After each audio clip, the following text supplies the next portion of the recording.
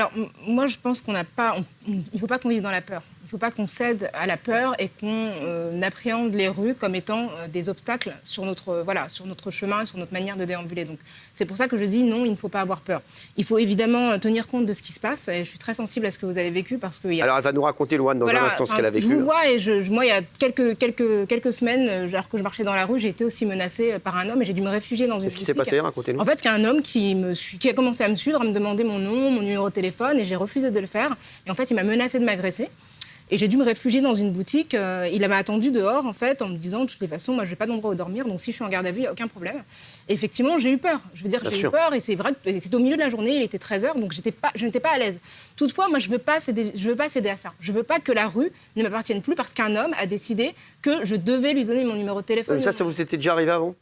Pas à ce niveau-là. Voilà. Et je pense qu'il y a énormément de tensions en ce moment. C'est ça. Ce que je crois, c'est qu'il y a beaucoup de tensions, mais ce que je déplore, c'est que les personnalités politiques utilisent cette tension, utilisent cette peur pour, d'une certaine manière, asséner des mots. Les termes comme ensauvagement, qui ne font que de jeter de l'huile sur le feu sans apporter des solutions concrètes, je trouve que c'est un problème.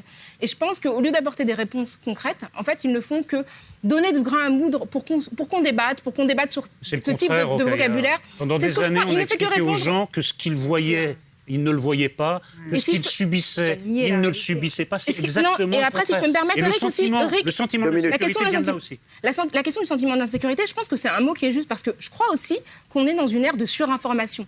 Il y a des images auxquelles on assiste qu'on n'aurait jamais vues auparavant. Ce que disait Bruno Pomar tout à l'heure, il disait qu'il y avait des choses qui se passaient, mais les réseaux sociaux ont mis en exergue des choses qu'on ne voyait pas avant. Je pense qu'il est policier, qu'il est plus à même de nous dire que des choses atroces se passaient auparavant, mais on n'avait pas la technologie qui permettait à tout le monde de documenter.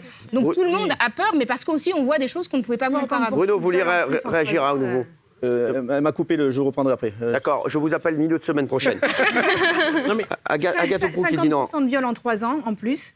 On ne peut pas dire que c'est seulement un sentiment. Mais ces chiffres... Non, mais je suis désolée. Moi, je pense que si on nie la réalité, ça va être encore pire. C'est pas mettre de l'huile sur le feu que de dénoncer les choses. Celui qui a décidé d'agresser quelqu'un, c'est pas parce qu'on a dit ensauvagement qu'il ne va pas agresser quelqu'un. Agathe, après on aura Bruno. Oui. Bien sûr, mais c'est très intéressant que tu prennes ce chiffre-là. Moi, je pense... J'ai répondu non à cette question parce que comme Rokhaya, comme Malek, je ne pense pas qu'on doive sortir dans la rue la peur au ventre et je ne pense pas qu'on doive se dire « Mon Dieu, je suis en train de sortir de chez moi, je peux me faire agresser à tout moment ». Je pense qu'il faut qu'on reste maître de nos émotions, qu'on ne cède pas à ce climat anxiogène. Il y a eu plein de trucs cet été un peu bizarres. Il y a un restaurant qui a cassé une pile d'assiettes et les gens pensaient que c'était un coup de feu. Il y a eu un mouvement de panique affreux. On est tous très tendus, très nerveux pour plein de raisons. Je pense qu'il faut plutôt essayer de s'apaiser et aller dans ce sens-là. Mais quand tu parles des chiffres, Laurent, c'est qu'on les prend comme ça. Les chiffres seuls n'ont aucun intérêt parce qu'ils sont à remettre dans un contexte structurel de société beaucoup plus global. Effectivement, on nous annonce qu'à longueur de journée, que les viols, les agressions augmentent substantiellement depuis 10-30 ans. Mais d'accord, ça peut être dû à une réelle montée de la violence, réelle montée de l'insécurité. Sauf que c'est peut-être dû aussi à une évolution des médias, une évolution du traitement médiatique de ces choses-là. Ça peut être dû aussi à un durcissement de la loi. Depuis les 10 dernières années, c'est beaucoup plus facile pour les victimes de porter plainte, c'est beaucoup plus facile pour les plaintes d'être recensées. Les forces de police ont des recours plus simplifiés pour les prendre en compte et ça ajoute des chiffres aux statistiques. Il y a tout ça aussi.